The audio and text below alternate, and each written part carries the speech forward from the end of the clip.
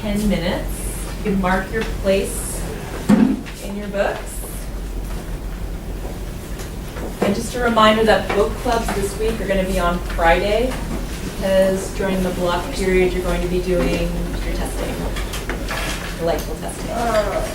So hopefully you're working on your discussion prep number 2, filling out your form, meeting your reading goals for Friday.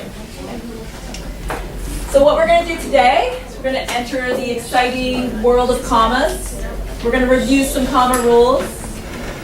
Then I'm going to ask you to rewrite these rules in your own words in your notebooks. You guys are going to need your notebooks today. And then we're going to play some exciting comma Jeopardy. Comma Jeopardy is a whole world of English and grammar Jeopardy games out there for you guys. Yes, Bonnie? Yeah, hurry back, please. I'm going to give you a handout, but I just want to start by saying, why do we use commas? Like just in general. Don't give me a specific rule, but why do we use commas? William, please put your book away. Thank you. Yes, Gummy, why do we use people can understand the meaning of something? Like if you cook Elmer, like if you're cooking Elmer, it sounds kind of, so you have to put a comma in between cook and Elmer so you understand. All right, we're going to get to that example in just a minute, but exactly, you're right on. It's just to make reading easier. It's just to prevent confusion. And I know you guys might, when I say there's like, we're going to talk about 13 different scenarios, but a lot of them are overlapping in the same kinds of categories. The underlying rule is we're just using commas to make our sentences not be confusing for our readers, and then to also, when you have a long, complex sentence, to kind of give your reader, make it easier for them to read it. So, someone want to read the first example? Gummy kind of jumped the gun there a little bit. You can read it, Gummy, if you'd like. Go ahead. If you cook, Elmer will do the dishes. And there's a comma between cook and Elmer. So if you cook, Elmer will do the dishes. Exactly. We are not cooking Elmer. Unfortunately. Yes. In this case, we are not cooking Elmer. If you cook, Elmer will do the dishes. We indicate that pause. We don't get confused there. What about the next one? Someone want to read that one? Can you go to Jasper again? While we were eating a rattlesnake approached our campsite and you put a comma after eating. Yes.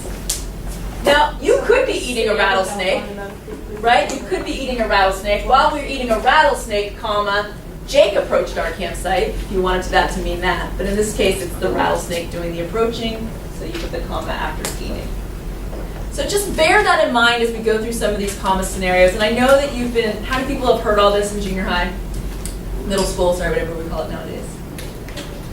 And how many people felt super confident after learning it in middle school that you feel like you are comma authorities? Yeah, no, I'm reading your essays right now. You don't feel super confident. So we're going to be super confident after this, though. So I'm going to hand out this handout, which has the official kind of English grammar rules for it. But then we're going to put them into our own language to make it meaningful. We're not going to do all of them one day. We're just going to do a few, and then we're going to play a game to review. Okay? So feel free to write on this. This is yours. So the first rule, and write on the text. Someone want to read it from your handout. You don't have to read that. I just kind of like go more into detail. What does it say? Oh, now you can't. I'll read to you guys. Use a comma to separate the parts of a compound sentence. Okay, does anybody know what a compound sentence is? Where it's got all of the things, like an adjective, a verb, a noun. It has all of the essentials to make it a standalone sentence, right? Twice. So a compound sentence has two, what we call independent clauses, which can stand alone. And then they're joined by a conjunction, a coordinating conjunction. Do you guys ever remember hearing the fanboys acronym? Fanboys? These are the coordinating conjunctions. Somebody said that it sounded like they said they knew them. What are they? For, and, nor, but, or, yet, and so. So those are just like those little joining words. All right. So makes more sense when you see some examples.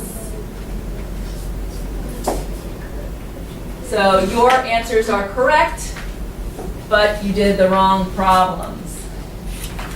So the subject here, this can stand alone, your answers are correct. We have a subject, we have a verb, we have a coordinating conjunction, we have another subject, another verb. So I am never going to test you on defining the role of use a comma to join two independent clauses joined by a coordinating conjunction, such as one of the fanboy words. There's no point in reciting that. The only point is kind of knowing it and understanding how to do it. So how can we put that in our own words so that it makes sense and it's easy to remember? How would you say that in your own words if you were like explaining it to a friend? Joining two contrasting ideas with. Let's be careful about contrasting ideas because an idea doesn't have to be a complete sentence, right? So what we want to do is translate independent clause. How about putting independent clause in your own words? Complete sentence. Sorry? Complete sentence. Okay.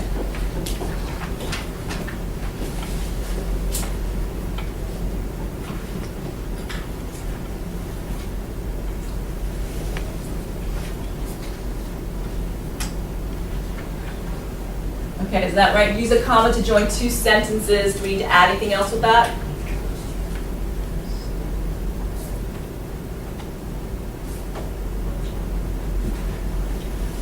Remember, we got to put that coordinating conjunction part in. So who wants to translate coordinating conjunction? How would you guys remember that? Use a comma to join two sentences. Use it with what? How would you say, describe a coordinating conjunction to someone? Yeah, Will. So with one of the basic transitions, so it's kind of a transition from a sentence because, I don't know. I always call them transitions. We're going to have other words that are not coordinating conjunctions that I think also fit that idea of transitioning, probably even more, like a word like however or furthermore. Yeah. So that's different. So I want to be careful about that. Like using up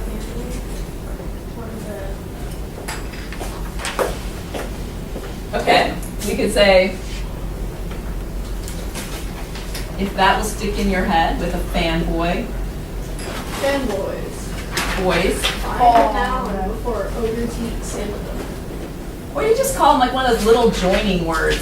If that makes, like, that's how I think about it. They're little words that help you join together two sentences. But this is the one thing I see in a lot of your papers, which is called a comma splice. Do you guys know what that verb means, splice? If you splice something, what does that mean? It's kind of like slice, yeah. Yeah, Will, you know? So splicing two things together is like combining them in a way that isn't exactly like normal. Mm-hmm. Like splicing genes would be combining two animals that usually don't mate, but producing a new thing.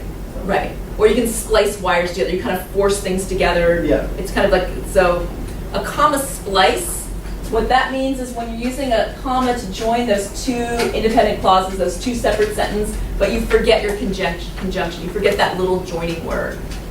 So I know some of your papers that I'm grading now, and I'm not taking off work because we hadn't gone over it, and I don't know if someone's explained this to you before, but that's called a comma splice. So if you see me write that, what that means is you forgot to put your coordinating conjunction in. Or you can always fix that by making it a period, a full stop. Or you can be more sophisticated if you really feel like those are sentences that or ideas you want together in the same sentence. You can use a semicolon, which we'll talk about too. But just that's what a comma splice is. All right, rule 5, I want to take a few minutes off because the language that's used to describe it might not be familiar to you. So use a comma to set off parenthetical words and phrases which interrupt the sentence with information that is non-essential. So my example for this is, you are, of course, welcome to stay for dinner. So this, of course, Oh, do you guys know, oops, Do you guys know what I mean when I say parenthetical? No. Thank you. What's To that? be honest, no. What does it sound like? What does parenthetical sound like? Like something. Parental. Sounds like parentheses, I heard someone say. Yeah. So something that's parenthetical, essentially what that means, it doesn't need to be an essential sentence. That's the non-essential part, right? If you can put something in parentheses, you are basically saying it's non-essential. If we dropped it out of the sentence, no meaning is going to be lost, right? You are welcome to stay for dinner. Oh, I thought You are were what- actually saying that. You are, of course, welcome to stay for dinner. So what's a way to rephrase that sentence or that rule in your own words?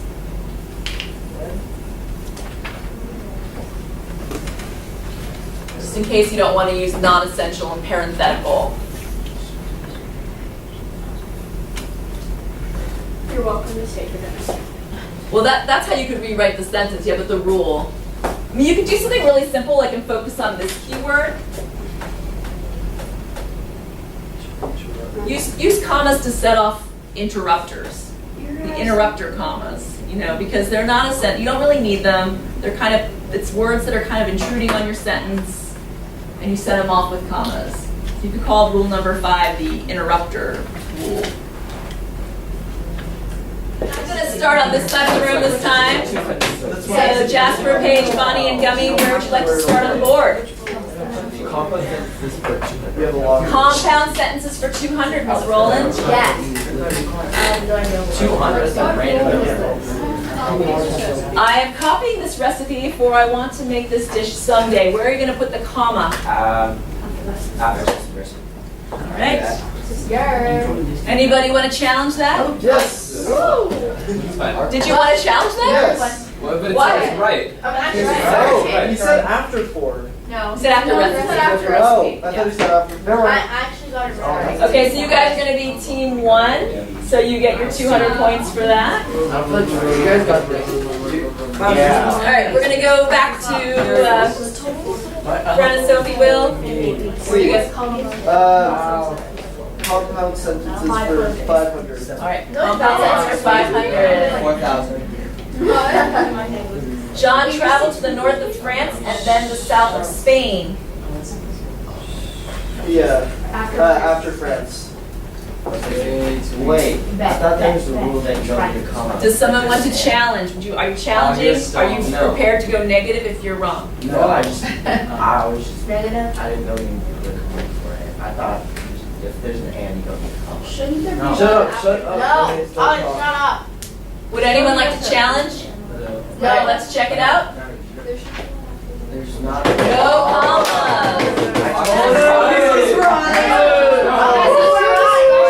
It's not that short of a sentence. That's That's Well, let's- really not that short of a Are there 2 independent clauses in this sentence? Oh, sentence. Well, no. Well, no, yeah, no, they're not. If it said John traveled to the north of France and then he went to the south of Spain, that would be a complete. So do we get the points? So unfortunately, that's a negative for team 2. at least it That's has for 500 extra. Bruh. Oh, that hurts. And what that 500. Oh, Oh, man. no. But what that shows is just take your time and think for a moment, because it did look like one of those scenarios, but this is not a standalone group of words. All right, now up here, team 3. Team 3, where would you like to go on the board? I was in the series 500. Items for 500. No. Oh, my Miles. Oh, God. I can't read that first word. Yeah, what is the first one?